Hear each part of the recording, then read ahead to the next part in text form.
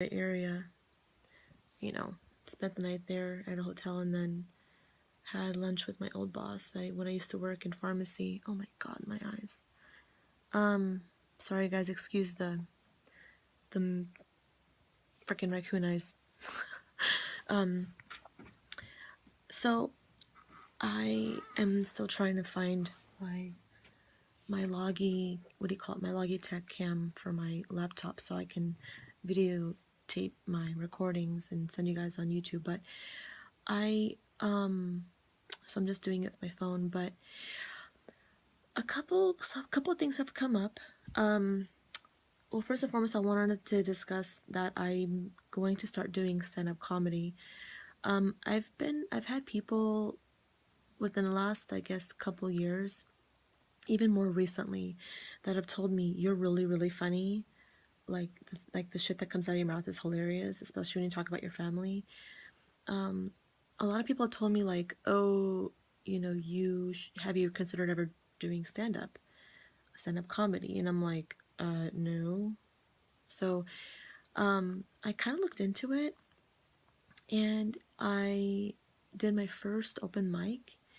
It was called Capital City Theater in Salem, and so I'm gonna talk about my experience. I'm a very fast learner, so I'm gonna kind of give you tips on, like, for people that are contemplating on being a comedian, whether it's a hobby or, you know, a profession. It's really hard because you are dealing with a lot of different personalities, liberals, Republicans, people, you know, you're dealing with LGBT, you're dealing with, you know, gay people, you're dealing with a lot of different people that are very, very sensitive. So you're not going to always make everybody laugh. And I'm going to tell you right now, when I went up on stage, all they do is give you 5 minutes. That's all you get, is 5 minutes to do your material. And when I went in, the capacity was 20 people, and I got lucky. Like, if you don't go in on time or wait outside and then hurry up and put your name on the list, you don't get to do your thing. So you get I don't know how every state or city works, but I know in Salem, when I went in, you get to choose on when you want to go on stage. So I waited about, I guess, like almost an hour to go on stage and do my thing.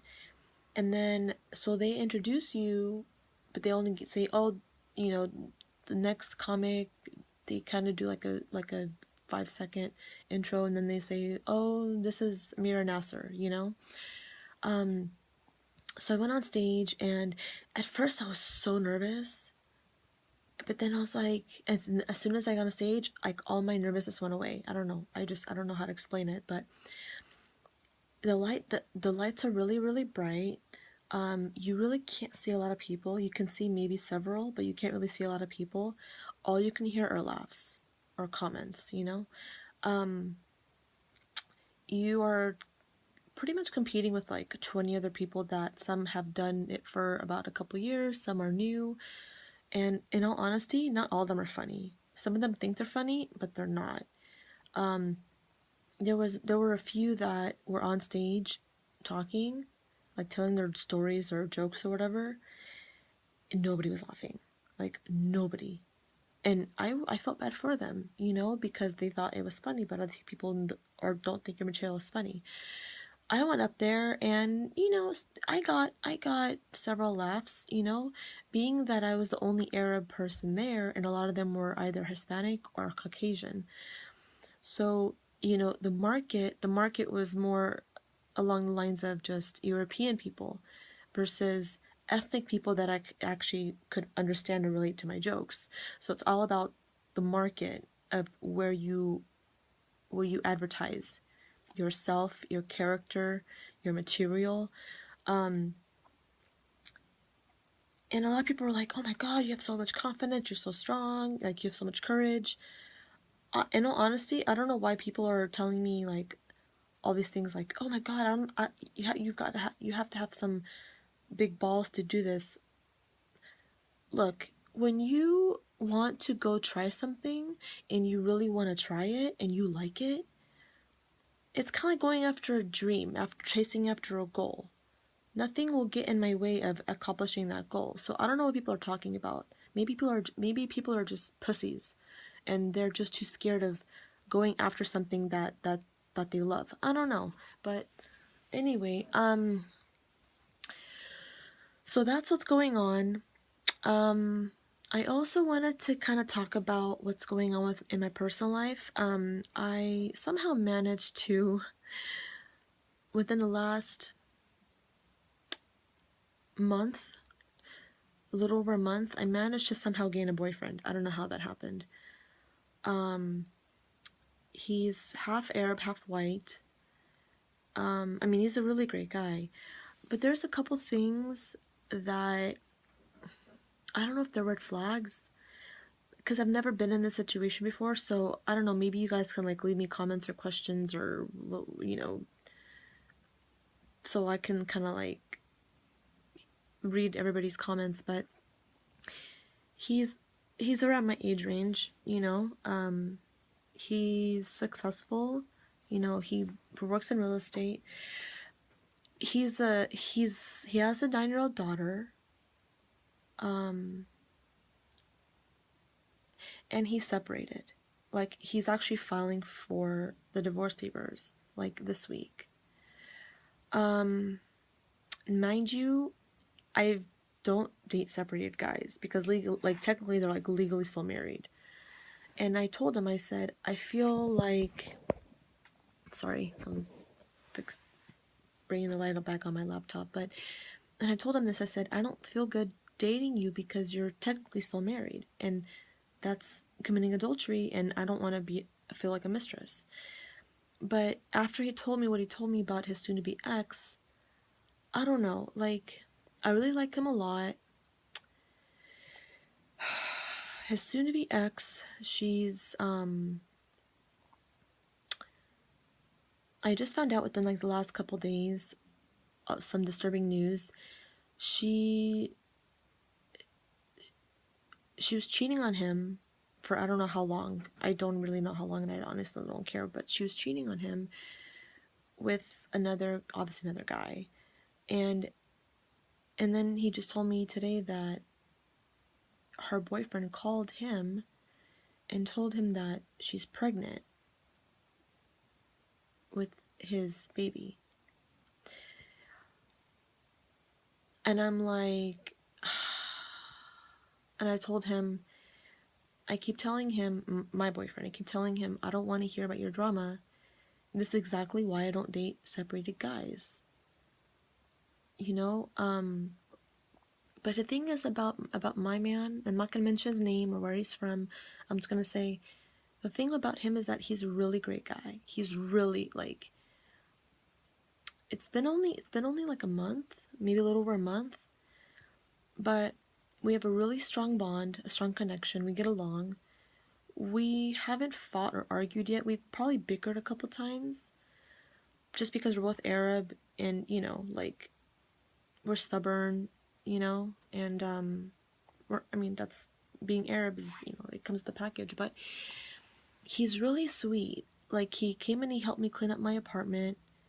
Like, he, took me out to dinner because I was leaving and we were gonna, we decided to do a long distance relationship. He's just, he's really sweet, he's thoughtful. We talk, it's been about, 2 days now, we text and talk every day. We're just taking it one day at a time, but I told him, I said, if you keep talking about your baby mama, it's gonna turn me off and it's gonna scare me away. And I told him, I said, next time you talk about her again, I'm gonna just hang up the phone on you. So I don't know, I've never been in this situation before. I don't know what to do. A part of me is telling me to like give him a try. He long story short, they were dating, and then from what he told me, that obviously they had sex and she was on birth control. And they've been married for like 10 years. She was on birth control, and then I guess she what did she do? something about a UTI. She took antibiotics, and the antibiotics decreased the effectiveness of the birth control, and she wound up getting pregnant. And that's how they got pregnant with their first daughter. They only have one daughter. I don't know why I just said first daughter, but yeah, they only have one daughter. But anyway, getting to the point, he's a good guy, and he's a great dad. Because if he was not a good dad, I would have dropped him. Because that's just not good. Like, I don't want to date a deadbeat dad, you know? But the fact that he has a daughter, and he's like very involved in her life, he wants me to meet her. And I told him, I said, I'm not ready for that yet. I said, you need to get your situation with your divorce, like get your divorce finalized first. And then once we are, if everything goes well with you and me, you know, we'll take the next step in me meeting your daughter. And I told him, I said, you're going way too fast. And I can understand he's excited, you know, like, we're both Arab, you know, I'm complete opposite of his soon-to-be ex, because I don't have any drama. I've got my shit together. You know, I'm a full-time student. I work. You know, I'm a straight A student, and, you know, I'm very financially responsible. So I'm complete opposite of her. I don't fuck around. I don't sleep around. You know, when I'm dating someone, I'm dating someone. I'm 100% in, or I'm 100% out. There's no gray area with me. So I don't know. I really like him. He's a cool guy. He's a good guy.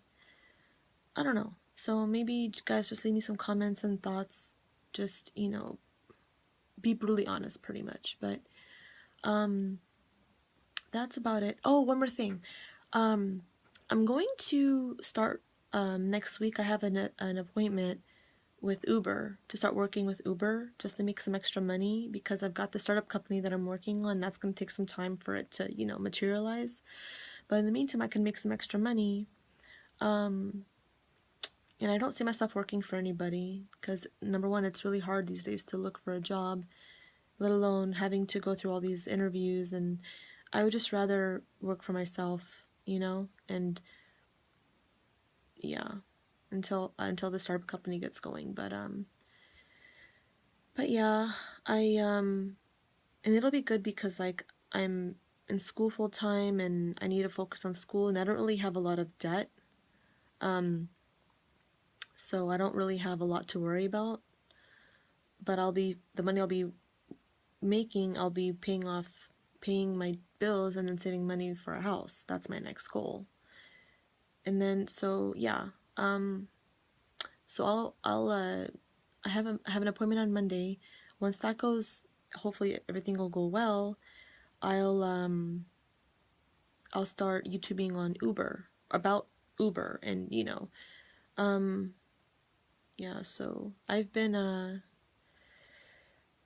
like YouTubing, and like watching like the pros and cons of Uber and Lyft, and at the end of the day, everyone's gonna have their opinion about the two companies. But there's some people that can make good money if you're you know, you get good ratings from your customers, and you build a good clientele base.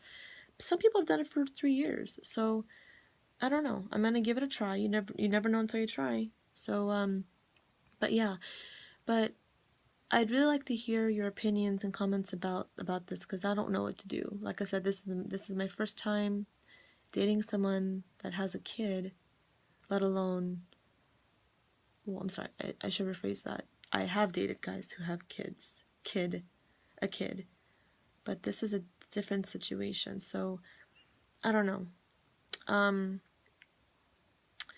He's planning on coming down to see me in about a month. So I mean, I want to see him, but I just don't want to deal with the drama and bullshit. So, and I know at the end of the day, it's like, everybody has baggage, everyone has issues, everyone has drama. It's the way you handle and cope with the drama. And the reason why I'm even giving this guy a chance is because it's not every day you meet a good guy, you know? Like a really good guy who like treats you nice, and who just showers you with compliments. And I know it's only been a month, and I know the whole, you know, honeymoon stage will probably pass, but at the end of the day,